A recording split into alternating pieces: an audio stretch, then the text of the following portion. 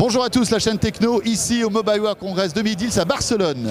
Et en marge des innovations en matière de téléphonie mobile, on vous a dégoté quelques innovations insolites. Des petits gadgets, vous allez voir, qui ne servent pour la plupart du temps à rien, mais qui sont intéressants.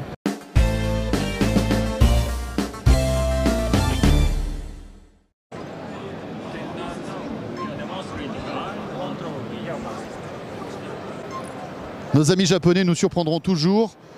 NTT Docomo a mis au point un système qui vous permet de télécommander votre téléphone en bougeant les yeux. Le principe est simple.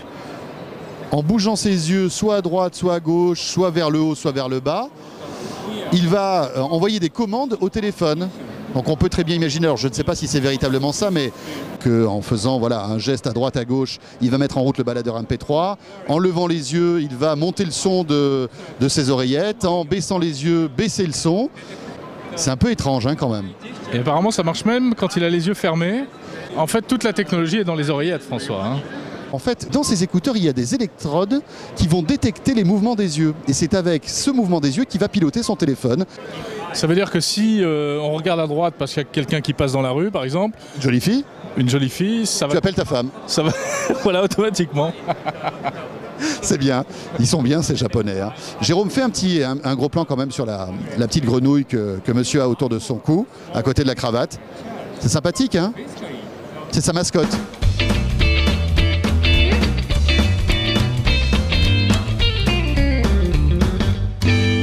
Petite curiosité maintenant avec ce téléphone qui, sans doute, est le téléphone de l'inspecteur Gadget. C'est un téléphone qui se sépare en deux.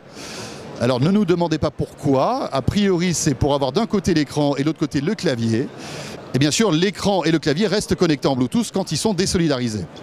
Et alors, le truc intéressant, c'est que vous pouvez rajouter en option un petit picoprojecteur qui va vous permettre de projeter ce que vous êtes en train de faire avec le téléphone, soit des photos, soit par exemple envoyer un mail et le projeter sur un écran pour avoir justement une grande surface où on peut voir tout.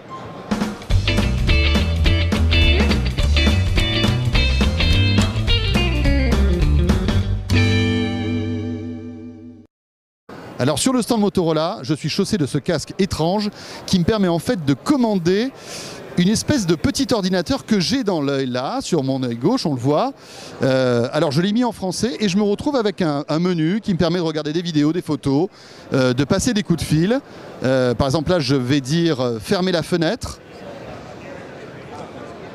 Fermer la fenêtre.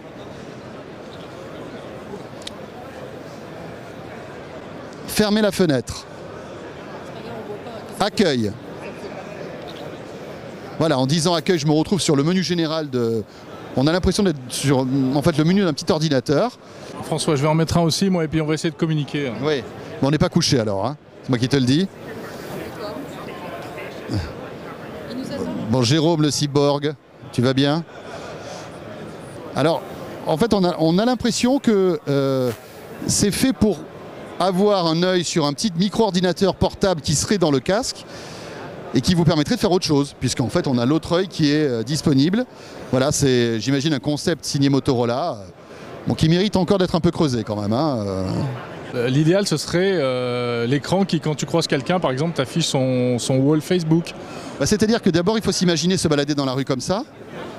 Déjà, la première chose.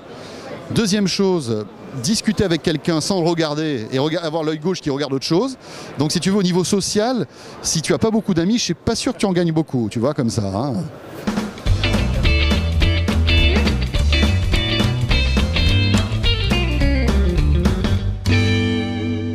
Et dans la famille des objets connectés un peu bizarres, voire insolites, je vous présente cet oranger qui tweet, qui envoie des SMS, qui interagit avec les gens qui passent autour de lui. D'ici 2020, nous estimons qu'il y aura 50 milliards d'objets connectés et capables de communiquer entre eux. Donc à travers cet arbre, on voulait montrer que tout objet, qu'il soit, peut interagir avec les êtres humains ou avec d'autres objets.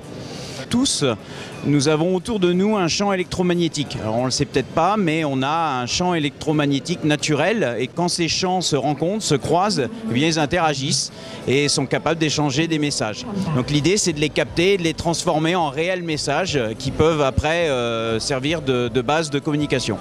D'ailleurs, si je lui presse l'orange, en théorie, il va dire quelque chose. That's nice. Voilà, il a aimé que je lui tâte l'orange. Écoutez, c'est comme ça, c'est la technologie.